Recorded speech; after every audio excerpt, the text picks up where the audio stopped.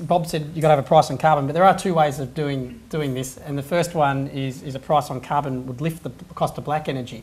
But what's more successful in writing cost reduction curves, and I'm sure Dr. Shi will back me up here, is that a feed-in tariff, which is what Germany has used to install the massive 8,000 megawatts of PV this year, actually causes the price to come down on a given technology, whereas a carbon tax or carbon price only slowly ramps up. Well, with renewable technologies, the price comes down. So they actually work the opposite way.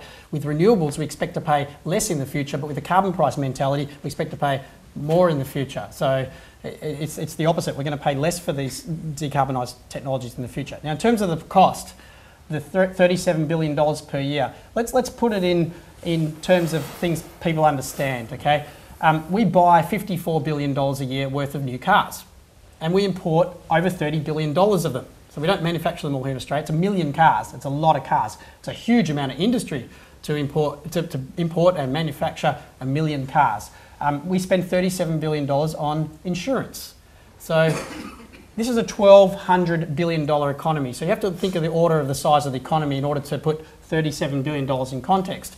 What this will do, and if I was a member of the BCA and I was, say, an aluminium smelter, I'd be arguing really steadfastly that we need this renewable energy challenge to be met right away, or else there'll be border tariffs on our aluminium exports in the future, and we'll have stranded capital in that aluminium smelter because no one will buy our aluminium. They'll buy it from some aluminium manufacturer in China that, with government support, has rolled out PV and solar thermal and wind just dedicated to its export industry, so that it can say, yep, tick, we're decarbonised aluminium, and we can sell to the entire globe. And those import duties, you know, they'll start in Europe, and that's a big part of the world economy, and then perhaps Japan, and Australia will be left with a whole industrial infrastructure that is stranded, and that's not a world that I want to live in. But very briefly, under your plan, who pays the $37 billion a year? Well, we actually are releasing a separate policy options document to show various options of how you could do that. But one way is you could pass it through to electricity costs as a benchmark,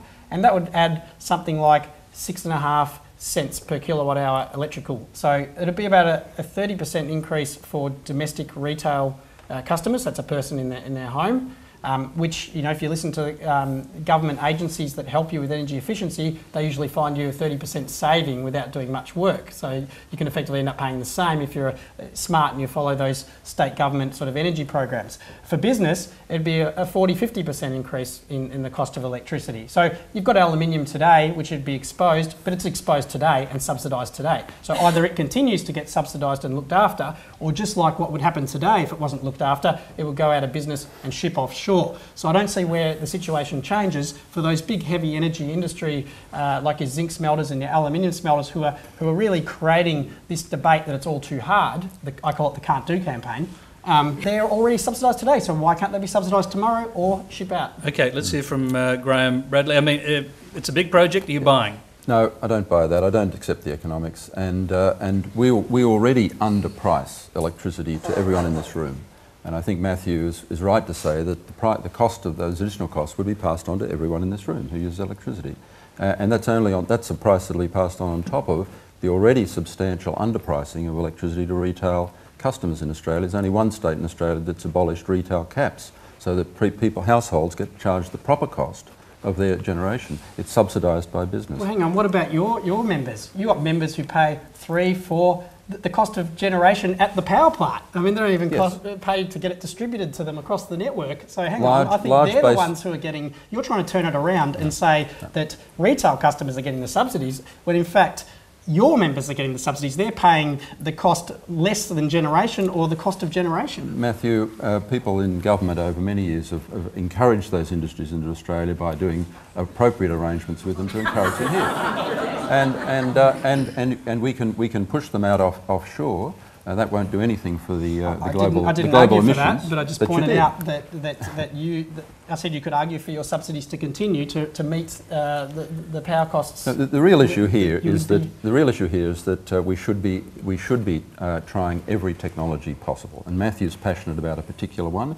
It's currently highly subsidised in places like Spain, in an economy that's been very severely damaged by the amount it's put into this. The German economy is the fastest growing economy in the world right now. And the German economy is now planning to rejuvenate 18 nuclear power stations. In other words, they're going with every possible technology, just as China is also not just relying on coal, it's building nuclear power stations. So I think before we put all our eggs in one technology basket, we've got to realise there's a whole range of solutions required here, and it'd be a high-risk strategy to I adopt. can see you're trying to get in there. Yeah. I want to point out on the nuclear power stations, they are extending the life of nuclear power stations. They're coming from a family where people have been trained in nuclear physics, have got exposed to the industry.